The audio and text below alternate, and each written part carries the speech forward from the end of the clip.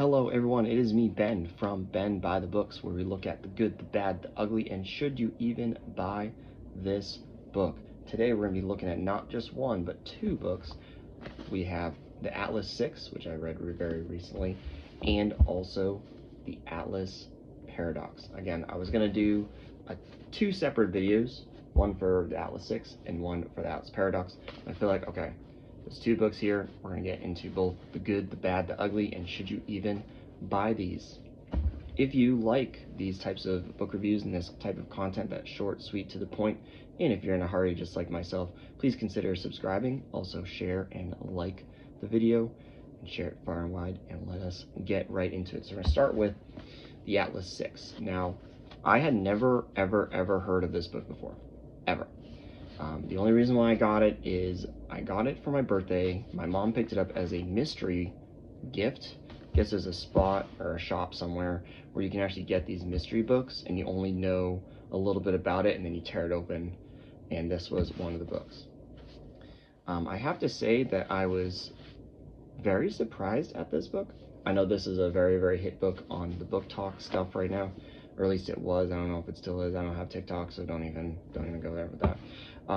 But again, this one definitely surprised me in a lot more ways than I would have liked to. But let's get into the good. So the good thing about this book is the plot's very good. It's about magicians and magic and different types of magic. That was really interesting for me to read. Obviously, it flows really well. The syntax is great. The way that the words are on the page is great. Characters are all right, I guess. They're not the most likable. Some of them are not the most likable characters. Some of them are not the most interesting characters to read, but it was definitely, the characters are not flat by any means. So there's good characters in this book. The bad about this book is I was just so confused as to why they were picked. So 6 characters. Didn't really understand why the main guy, I think his name is Atlas, who runs this society or whatever, I don't understand why he was picking these particular characters, and I don't even know what they were fighting for or why they were what is so good about this society that they want to be a part of. So there was that.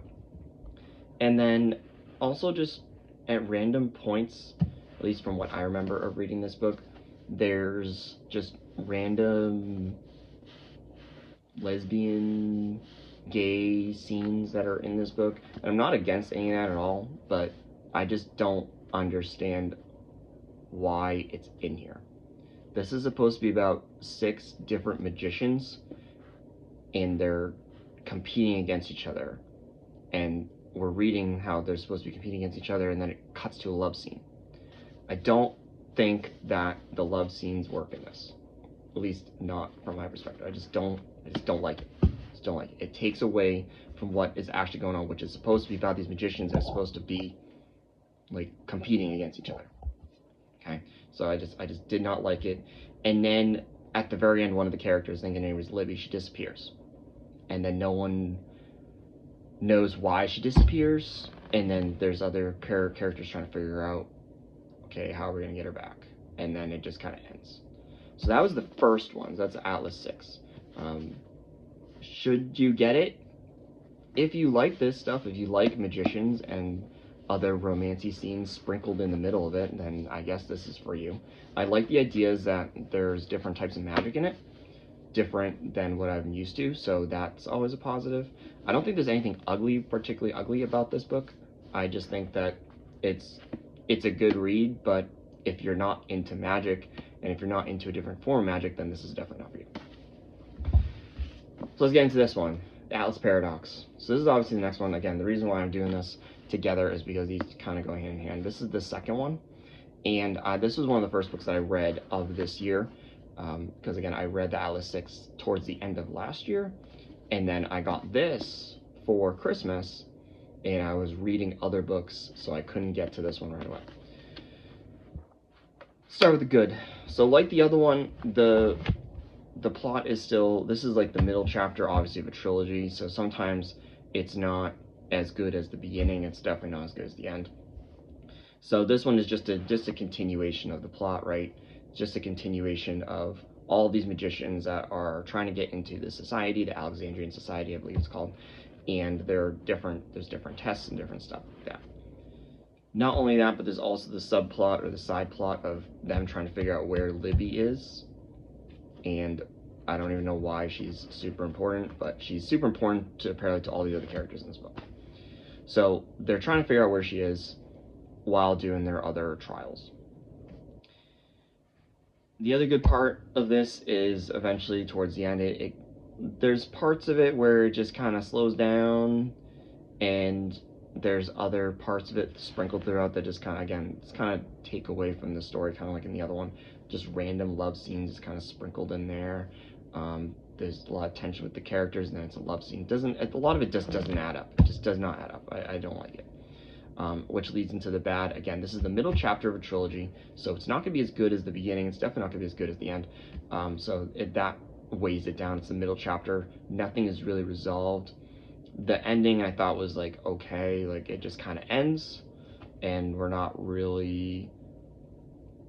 When I finished it, I'm not really looking forward to. I'm definitely interested in reading the last part of this, but I don't think I'm gonna ever pick these ones up again. I just did not like it. I like the magic stuff.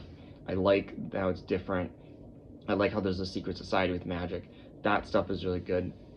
But man, the characters are just so focused on finding this Libby Rhodes character that they don't really care about what else is going on. So that's also a big problem. And like I said, towards the end, it just ends. There's nothing necessarily really ugly about this one. Again, if you are into magic, then this stuff is going to be. So should you get these? Should you get the Atlas 6 or should you get the Atlas Paradox? Should you get them? Me personally, I rated the Atlas 6 on my Goodreads as a 3 out of 5 stars. Again, it was just generally good. I inhaled it in about a week or so. I read pretty fast, especially if the words are really good on the page and I'm captivated by it, I'm going to finish it. The Atlas Paradox, I didn't enjoy as much. Again, it's the middle chapter. I rated it 2 out of 5 stars on my Goodreads. I just was not a fan of it. Again, they just focus too much on finding Libby, and they don't really care about anything else. And then there's like the random love scenes that are just kind of sprinkled in between. So again, it was just not something that I wouldn't recommend reading. But again, if you like magic and you want something that's a little bit different, then these are definitely things that you're going to want to read. If you're not into magic and you're not into this type of dark academia stuff, then you're not going to want to read this. It's just simple as that. It's just simple as that.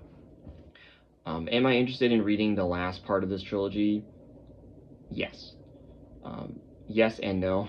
Yes, because I want to know how this ends, and no, because I'm not really wanting to read it, but I kind of want to read the end to see if my ratings on these will change.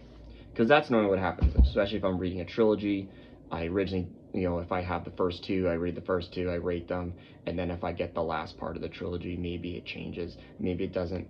Most of the time, if not 100% of the time, all of my ratings on my books fairly stay the same even after I've read the last part of the trilogy.